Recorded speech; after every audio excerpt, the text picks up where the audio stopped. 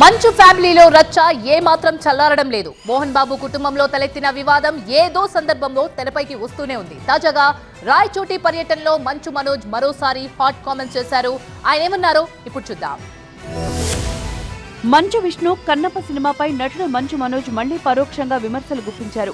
అన్నమయ్య జిల్లా రాయచోట్లో జరిగిన Jagannadh movie teaser release వేడుకలో పాల్గొన్న ఆయన సినిమా బడ్జెట్ ఎంత అనేది కాదు, సినిమా బాగుందా లేదా అనేది కీలకమంటూ వ్యాఖ్యానించారు. ఆ 4 గోడల మధ్యలోకి రానివ్వకపోయినా మీరే సర్వస్వం, మీరే కుటుంబమని ఫ్యాన్స్ ఉద్దేశిస్తూ ఫ్యామిలీ ఇష్యూ సెంట్రిక్ గా మాట్లాడారు.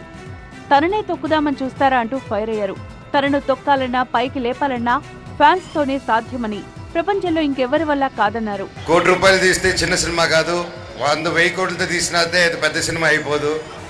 సినిమా ఎప్పటికీ సినిమానే.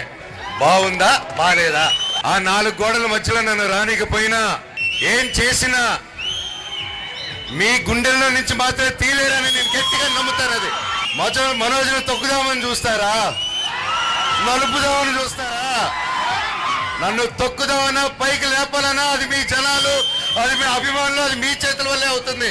ఇక ఎవరి వల్ల కాదు ఈ ప్రపంచంలో.